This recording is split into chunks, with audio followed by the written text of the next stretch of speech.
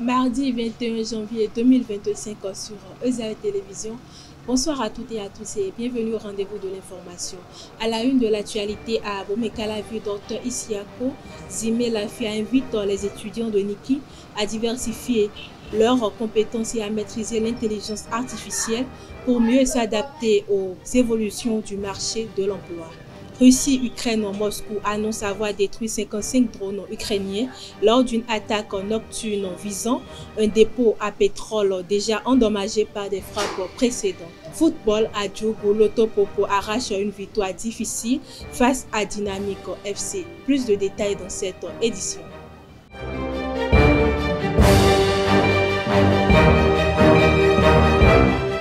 Mesdames et messieurs, à nouveau bonsoir. À Abomey-Calavi, lors d'une conférence, Dr Isiako Zimé Lafia a encouragé les étudiants de Niki à acquérir des compétences diversifiées et à maîtriser l'intelligence artificielle pour répondre aux exigences de marché de l'emploi en constante évolution.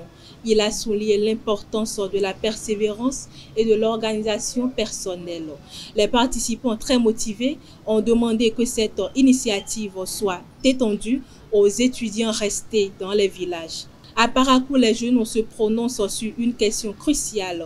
Dire la vérité en toutes circonstances est toujours la meilleure option. Suivez leur témoignage recueilli par Mouidine Lawaniel Vikongbeto. Il est nécessaire de dire la vérité. Bon, à mon avis, non. Parce que des fois, si tu dis la vérité, il retourne la situation contre toi, quoi. Et c'est toi le méchant. En toute chose, il use la vérité.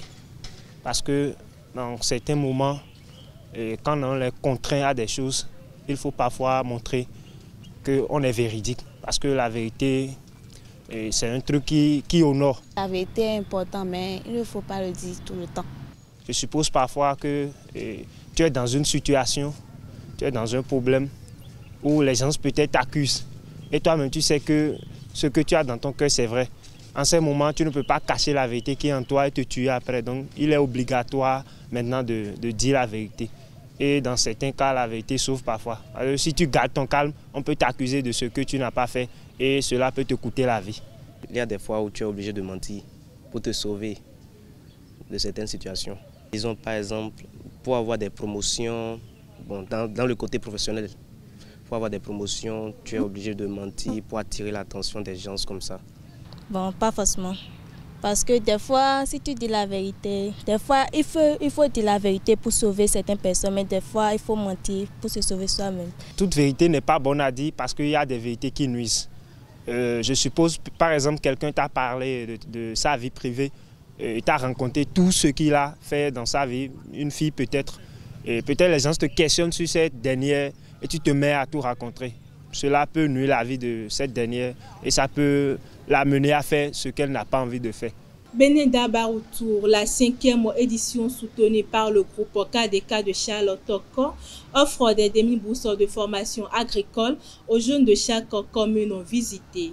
Le maire Franck Okpecha a salué cette initiative rappelant l'importance de l'agriculture pour le développement et exprimant sa gratitude envers le groupe KDK et le gouvernement pour leur effort en faveur des communes.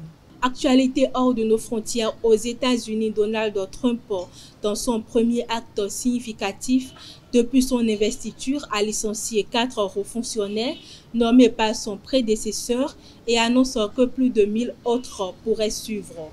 Sur truffe sociale, il a déclaré vouloir aligner son administration sur sa vision de rendre sa grandeur à l'Amérique.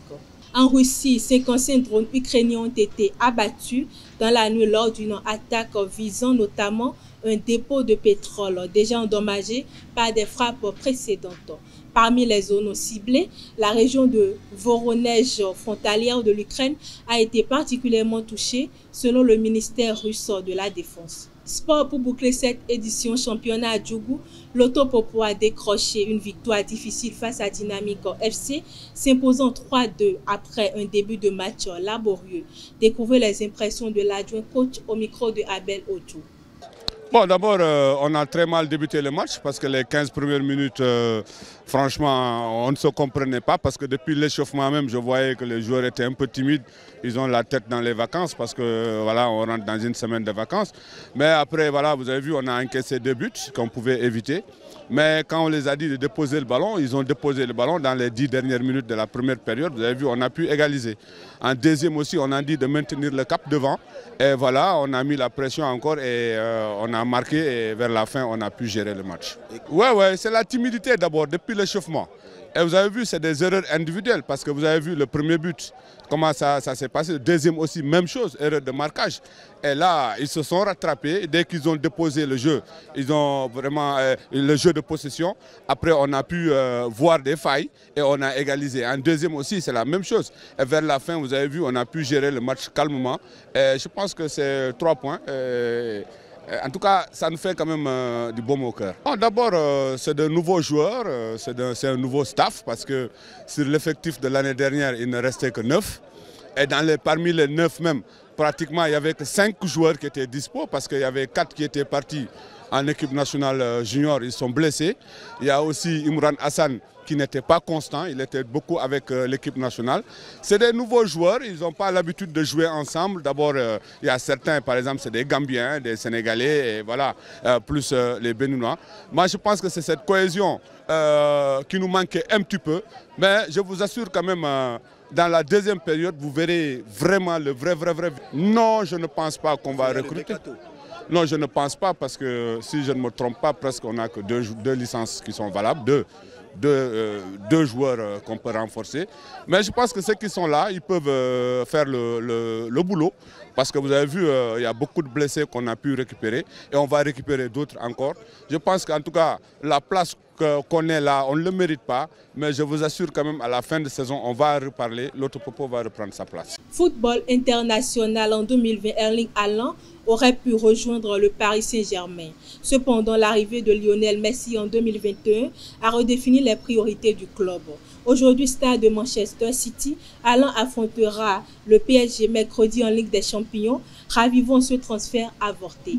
C'est tout pour ce 13h. Merci de m'avoir suivi. Bon appétit chez vous et à la prochaine.